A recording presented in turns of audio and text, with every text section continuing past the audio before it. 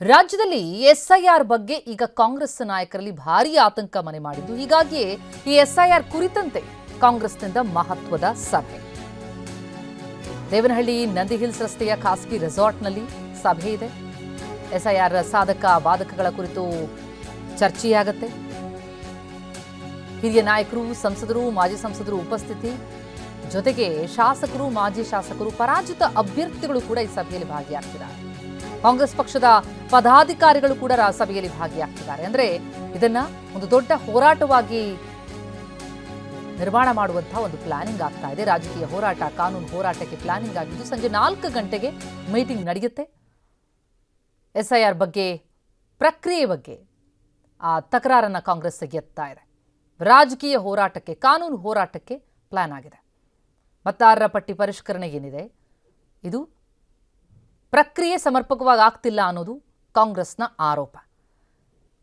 Supreme ಕೋರ್ಟ್ಗೆ ಮತದಾರರ ಪಟ್ಟಿ ಸಲ್ಲಿಸುವಂತೆ ಬೇಡಿಕೆ ಇಡೋ ಸಾಧ್ಯತೆ ಇದೆ. ಸುಪ್ರೀಂ ಕೋರ್ಟ್ ಬಾಗಿಲು ತಟ್ಟುವ ಕಾನೂನು ಅವಕಾಶಗಳ ಹುಡುಕಾಟ ಕೂಡ ನಡೆಸ್ತಾ ಇದ್ದಾರೆ. ಸುಪ್ರೀಂ ಕೋರ್ಟ್ ಮೂಲಕ ಅಂತಿಮ ವೋಟರ್ ಲಿಸ್ಟ್ ಅನ್ನು ಪಡೆಯುವಂತಹ ಪ್ಲಾನ್. ಹಿಂದೆ ವಿವಿಧ ರಾಜ್ಯಗಳಲ್ಲೂ ಕೂಡ ಎಸ್ಐಆರ್ ನಡೆದಂತಹ ಸಂದರ್ಭದಲ್ಲಿ ಕಾಂಗ್ರೆಸ್ನಿಂದ ವಿರೋಧಗಳು ವ್ಯಕ್ತ ಆಗಿತ್ತು. ಈಗ ರಾಜ್ಯದಲ್ಲಿ ಮಾಡೋದಕ್ಕೆ ಮುಂದಾಗಿರೋದ್ರಿಂದ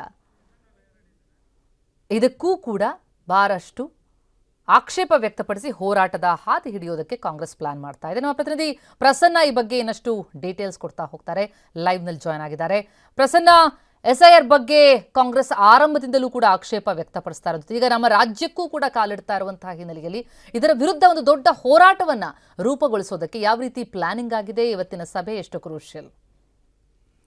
ಪ್ರತಿಮಾ, ರಾಜ್ಯದಲ್ಲಿ ಎಸ್ಐಆರ್ನ ದಿನಾಂಕವನ್ನು ಈಗಾಗಲೇ ಘೋಷಣೆಯನ್ನ ಮಾಡಲಾಗಿದೆ. ಜೂನ್ ತಿಂಗಳ 20ರಿಂದ ಬಹುತೇಕ ರಾಜ್ಯದಲ್ಲಿ ಎಸ್ಐಆರ್ ಪ್ರಕ್ರಿಯೆಗಳು ಪ್ರಾರಂಭ ಆಗ್ತವೆ. ಈ ಎಸ್ಐಆರ್ ಪ್ರಕ್ರಿಯೆ ಬಗ್ಗೆ ಇದೀಗ ರಾಜ್ಯ ಕಾಂಗ್ರೆಸ್ಗೆ ಬಹುದೊಡ್ಡ ಆಕ್ಷೇಪಗಳಿದ್ದಾವೆ ಮತ್ತು ರಾಜಕೀಯವಾದಂಥ ಆತಂಕ ಕೂಡ ಇದೆ. ಇದೇ ಕಾರಣಕ್ಕೋಸ್ಕರ ಮೊನ್ನೆ ನಡೆದಂಥ ಸಚಿವ ಸಂಪುಟ ಸಭೆಯಲ್ಲೂ ಕೂಡ ಎಸ್ಐಆರ್ನ ಹೇಗೆ ಕಾನೂನಾತ್ಮಕವಾಗಿ ವಿರೋಧಿಸಬಹುದು ಅನ್ನೋ ಬಗ್ಗೆ ಒಂದಷ್ಟು ಸಲಹೆ ಸೂಚನೆಗಳನ್ನ ಎಲ್ಲ ಸಚಿವರಿಂದ ಕೂಡ ಪಡೆದುಕೊಳ್ಳಾಯಿತು, ಅಧಿಕಾರಿಗಳ ಮಟ್ಟದಿಂದಲೂ ಕೂಡ ಪಡೆದುಕೊಳ್ಳಾಯಿತು. ಇದೀಗ ಉಳಿದಂತಹ ಶಾಸಕರು, ಮಾಜಿ ಶಾಸಕರು, ಪರಾಜಿತ ಅಭ್ಯರ್ಥಿಗಳು ಅವರನ್ನು ಕೂಡ ಸೇರಿಸಿಕೊಂಡು ಇವತ್ತು ಕಾಂಗ್ರೆಸ್ ಒಂದು ಸಭೆಯನ್ನ ಮಾಡ್ತಾ ಇದೆ. ಈ ಒಂದು ಮಹತ್ವದ ಸಭೆಯಲ್ಲಿ ಎಲ್ಲ ನಾಯಕರಿಂದಲೂ ಕೂಡ ಸಲಹೆ ಸೂಚನೆಗಳನ್ನ ಪಡೆದುಕೊಂಡು ಮುಂದೆ ಕಾನೂನಾತ್ಮಕ ಹೋರಾಟ ಮತ್ತು ರಾಜಕೀಯ ಹೋರಾಟವನ್ನು ಹೇಗೆ ಮಾಡಬೇಕು ಅನ್ನೋ ಬಗ್ಗೆ ಇವತ್ತು ಸಂಜೆ ಕಾಂಗ್ರೆಸ್ ಒಂದು ಅಂತಿಮ ತೀರ್ಮಾನವನ್ನು ತೆಗೆದುಕೊಳ್ಳುತ್ತೆ. ಕಾಂಗ್ರೆಸ್ಗೆ ಈಗ ಇರುವಂತಹ ಆತಂಕ, ತಮ್ಮ ಮತದಾರರು ಅಂತ ಯಾರಿದ್ದಾರೆ ಅಥವಾ ತನ್ನ ವೋಟ್ ಬ್ಯಾಂಕ್ ಅಂತ ಏನಿದೆ ಅದನ್ನ ಹಲವು ವಿಧಾನಸಭಾ ಕ್ಷೇತ್ರಗಳಲ್ಲಿ ಈ ಎಸ್ಐಆರ್ ಪ್ರಕ್ರಿಯೆ ಮೂಲಕ ಡಿಲೀಟ್ ಮಾಡಲಾಗುತ್ತೆ ಅನ್ನುವಂಥ ಆತಂಕವನ್ನ ಕಾಂಗ್ರೆಸ್ ವ್ಯಕ್ತಪಡಿಸ್ತಾ ಇದೆ. ಬೇರೆ ಬೇರೆ ರಾಜ್ಯಗಳ ಘಟನೆಗಳನ್ನು ಕೂಡ ಉದಾಹರಣೆಯ ರೂಪದಲ್ಲಿ ತೆಗೆದುಕೊಂಡಂತ ಕಾಂಗ್ರೆಸ್ ಕರ್ನಾಟಕದಲ್ಲಿ ಈ ಎಸ್ಐಆರ್ ಪ್ರಕ್ರಿಯೆಯನ್ನು ಹೇಗೆ ತಡಿಬಹುದು ಅನ್ನೋ ಬಗ್ಗೆ, ಒಂದು ಶೀಲ್ಡ್ ರೀತಿಯಲ್ಲಿ ಹೇಗೆ ಕೆಲಸ ಮಾಡಬಹುದು ಅನ್ನೋ ಬಗ್ಗೆ ಕಾನೂನಾತ್ಮಕವಾದಂತಹ ಸಲಹೆಯನ್ನು ಕೂಡ ಪಡೆದುಕೊಳ್ಳೋಕೆ ತೀರ್ಮಾನವನ್ನು ತೆಗೆದುಕೊಂಡಿದೆ. ಸುಪ್ರೀಂ ಕೋರ್ಟ್ ಬಾಗಿಲು ತಟ್ಟೋದಕ್ಕೆ ಸಾಧ್ಯನಾ? ಬೇರೆ ರಾಜ್ಯಗಳು ಎಸ್ಐಆರ್ ವಿರುದ್ಧ ಸುಪ್ರೀಂ ಕೋರ್ಟ್ನಲ್ಲಿ ಕಟಕಟೆ ಹತ್ತಿದಾಗ ಅಲ್ಲಿ ಆ ರಾಜ್ಯಗಳಿಗೆ ಹಿನ್ನಡೆಯಾಗಿದೆ. ಚುನಾವಣಾ ಆಯೋಗಕ್ಕೆ ಒಂದು ಇಮ್ಯುನಿಟಿಯನ್ನ ಕಾನೂನಾತ್ಮಕವಾಗಿ ನೀಡಲಾಗಿದೆ. ಹೀಗಾಗಿ ಈ ಹೊಸ ಮಾರ್ಗ ಏನಾದರೂ ಇದೆಯಾ ಕರ್ನಾಟಕದ ಎಸ್ಐಆರ್ನ ತಡೆಯೋದಕ್ಕೆ ಅನ್ನುವಂಥ ಒಂದು ವಿಚಾರದ ಬಗ್ಗೆಯೂ ಕೂಡ ಇವತ್ತು ಸುದೀರ್ಘವಾದಂಥ ಚಿಂತನೆಯನ್ನು ನಡೆಸಲಾಗ್ತಾ ಇದೆ. ನೇರವಾಗಿ ಎಸ್ಐಆರ್ನ ಮಾಡಲೇಬೇಡಿ ಅಂತ ಹೇಳೋದಕ್ಕೆ ಸರ್ಕಾರದ ಕೈಯಲ್ಲಾಗಲಿ ಅಥವಾ ಯಾವುದೇ ಪಕ್ಷದ ಕೈಯಲ್ಲಿ ಸಾಧ್ಯವಾಗೋದಿಲ್ಲ. ಆದರೆ ಅಂತಿಮ ಮತದಾರರ ಪಟ್ಟಿಯನ್ನು ಸಿದ್ಧಪಡಿಸುವ ಮೊದಲು ಅದನ್ನು ಸುಪ್ರೀಂ ಕೋರ್ಟ್ಗೆ ಚುನಾವಣಾ ಆಯೋಗ ಸಲ್ಲಿಕೆ ಮಾಡಬೇಕು ಅನ್ನುವಂಥ ಒಂದು ಅಂಶವನ್ನು ಇಟ್ಕೊಂಡು ಕಾನೂನಾತ್ಮಕ ಹೋರಾಟ ಮಾಡೋದಕ್ಕೆ ಕಾಂಗ್ರೆಸ್ ಚಿಂತನೆಯನ್ನು ನಡೆಸಿದೆ.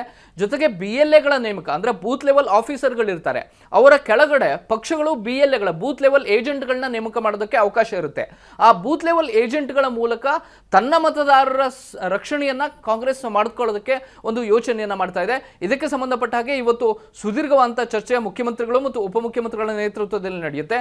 ತನಗೆ ಇರುವಂತಹ ಆತಂಕವನ್ನ ಹೇಗೆ ಸರಿಪಡಿಸಿಕೊಳ್ಬೇಕು ಅನ್ನೋ ಬಗ್ಗೆ ಕಾಂಗ್ರೆಸ್ ದೊಡ್ಡ ಮಟ್ಟಿಗೆ ಆಲೋಚನೆಯನ್ನ ಮಾಡ್ತಾ ಇದೆ. ಪ್ರತಿಮಾ, ಥ್ಯಾಂಕ್ ಯು ಪ್ರಸನ್ನ.